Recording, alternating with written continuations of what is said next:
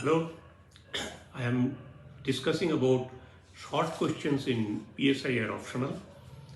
PSIR optional one paper, you all know that there are 10 short questions which are compulsory and which altogether 100 marks, which is quite a big area out of 250, and one must try to score more than 50, then only 50% scoring possibility is there. And if you are not scoring 50% from these short questions, then raising your number to the higher level becomes very difficult. You have 10 short questions which has 100 marks, then 6 15 marks questions which have 90 marks, and then 3 20 marks questions which have 60 marks. Short questions writing is very difficult because it has to be pointed, it has to be within a limited word and space, and also it has to be comprehensive. Okay, so therefore, unless you practice very rigorously, systematically, methodically, getting good score here is not very possible. So if you want to get score, that is 50 plus, that means you'll have to make average 5 in every answer, and sometimes it is 6. But if your score becomes 3 and 4, then the possibility of getting 50 becomes challenging. So take lot of precaution on this. I am just giving you an idea that how UPSC gives questions. Sometimes they give very straightforward questions. Sometimes they give a very tricky question. Sometimes they give very lengthy question. And also at times they give a question where unless you know that specific information, then it is not possible. Short answers requires precise knowledge, precise approach, systematic writing, and ending in a particular word limit and time limit. And all this you have only 7 minutes in time in average. So lot of preparation is required, and I find that majority or a lot of aspirants, they struggle in these areas. They end up by somewhere between 30 to 45, and in that case they already in the struggling areas. And if they take more time than 7 minutes, then definitely this whole load will go on 20 marks and 15 marks. And so see that what kind of questions they give. And particularly in the recent years, they have changing them very fast. For example, they gave a question in 2022, that is revolution in permanence. Unless you immediately understand it, you will not be able to write properly, or the basis in power. Now you will not be able to write it. And whatever you will be writing, that will not fetch number. So this is one kind of answers. Last year also they have given a question called environmentalism of poor. Not environmentalism in general, environmentalism of poor. That means you have several knowledges, and that knowledge has to be compressed and write in a proper way. So that is what is required in the exam hall itself. Now you'll have to prepare in a way so that you can do that exercise very promptly in the exam hall. Side, you see there is a question called the constitution makers faced a great task of forging a common national identity in the face of unparalleled social and cultural diversity in India. Comment. So this is also a question, very lengthy question, which is around 30 words. And in that 30 words, they have 2-3 components. So you'll have to deal with not one component, but 2-3 components. So you'll have to immediately, understand it and set the framework in which way you will, take your answer forward. If you cannot, then it will not give you number. Last year they gave also a question on Foucault's concept of power. Either you know it or you don't know it. You'll have to know Foucault's concept, only that capillary, in the body, and it is going, so you cannot drag a 150 words answer by knowing this limited thing. You have to know Foucault because he is a postmodernist theorist. You have to know that why he says that, what is its significance. Last year also they gave a question that state of nature as state of war. Now state of nature as state of war, which way it works. Hobbes, therefore they are fighting, they are these things, it will not give you answer. Okay, it will give some answer, but that will not give an answer to get 5 or 6 marks. You have to prepare very, very systematically on them.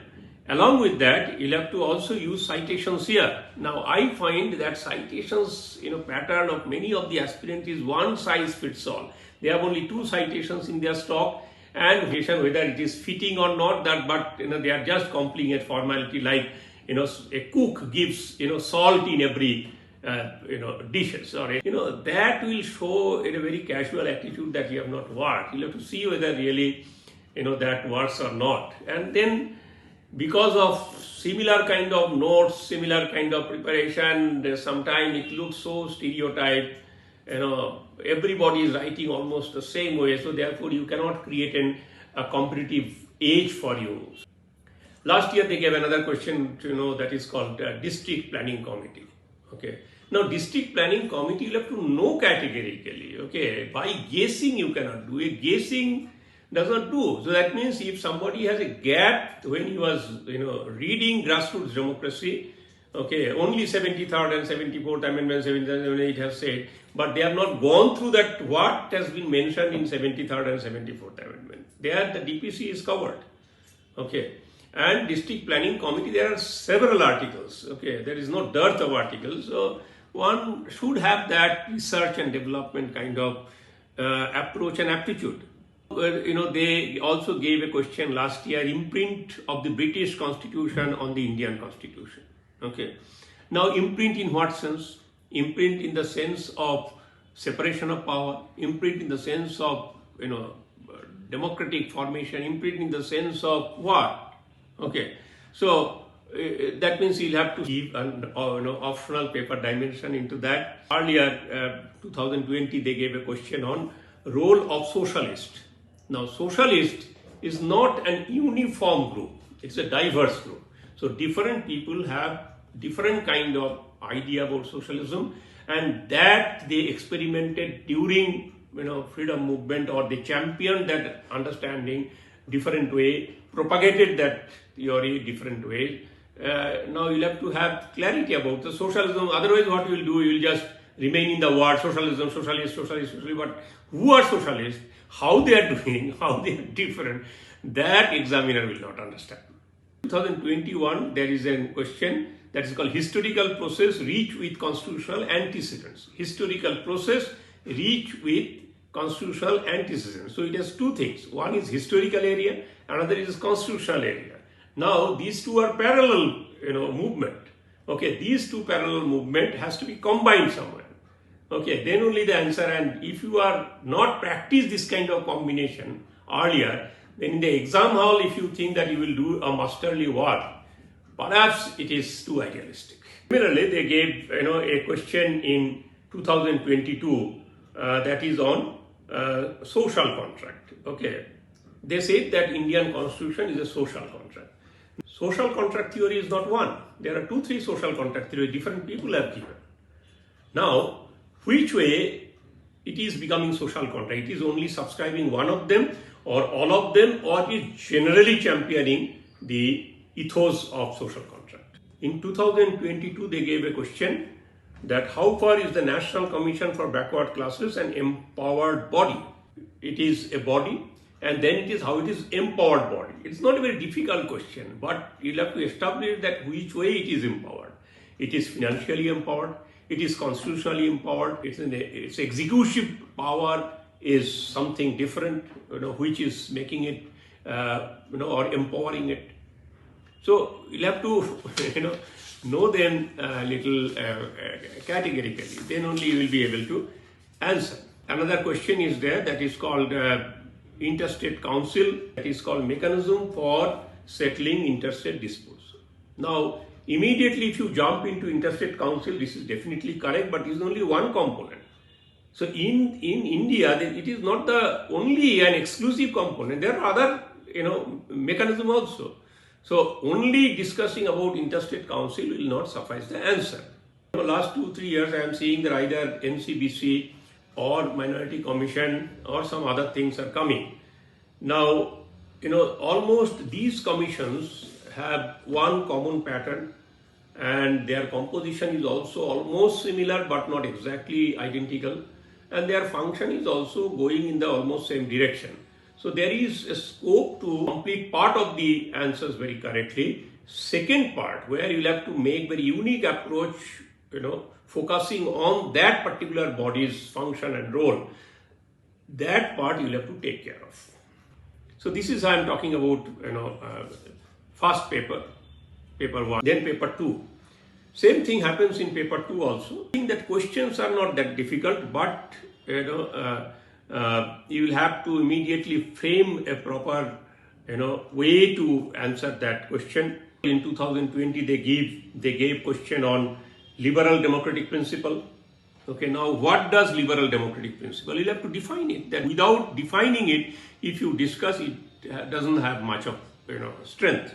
I find very often the candidates are not very clear about developing societies, global south. They have some ideas, but it is not complete idea.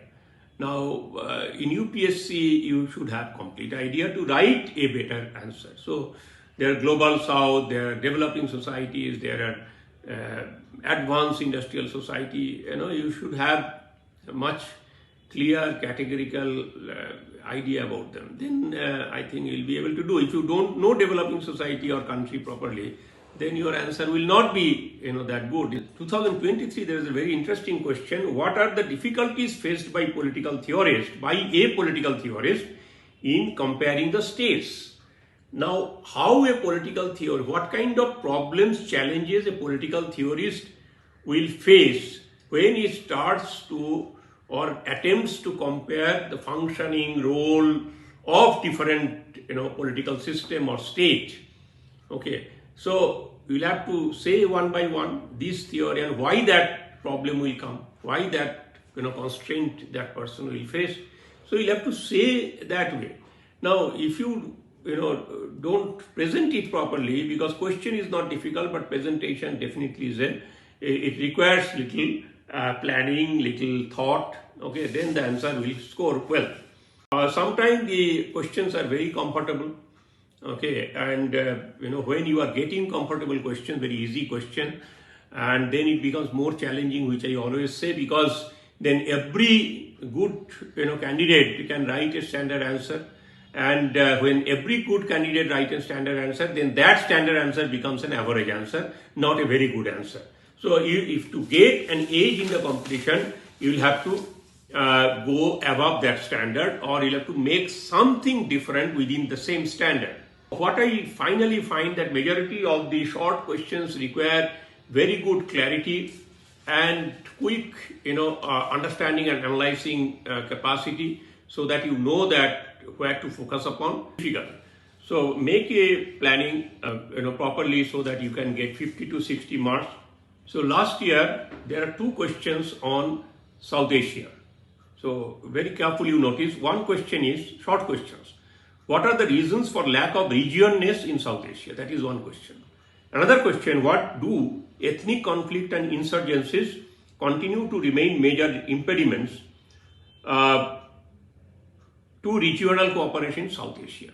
So one is, what are those ethnic conflict and insurgencies that create a problem in regional cooperation in South Asia? Another is, what does regionness mean in South Asia? That means one is talking about what does South Asia mean, okay, why it is a region. Another thing is that what are the constraints it faced for regional cooperation due to ethnic conflict and insurgencies. So both questions are on South Asia, okay, but answers will be hugely different.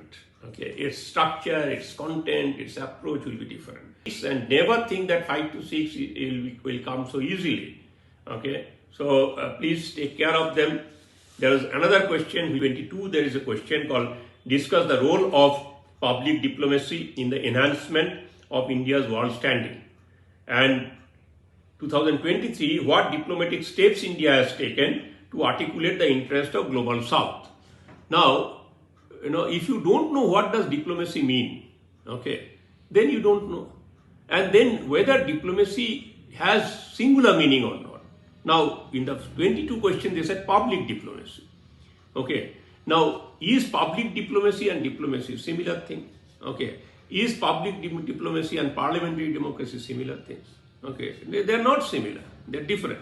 Now, if you don't know, if you have not given thought to it, then I am sure that in the exam hall, you will mix them up.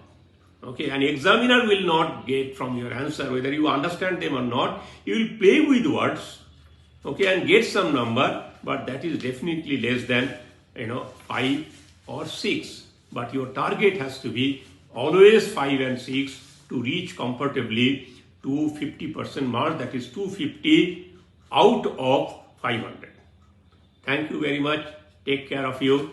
If you require any clarity, please put your comments or questions in the comment box. All the best. If you like it, you can even subscribe the channel.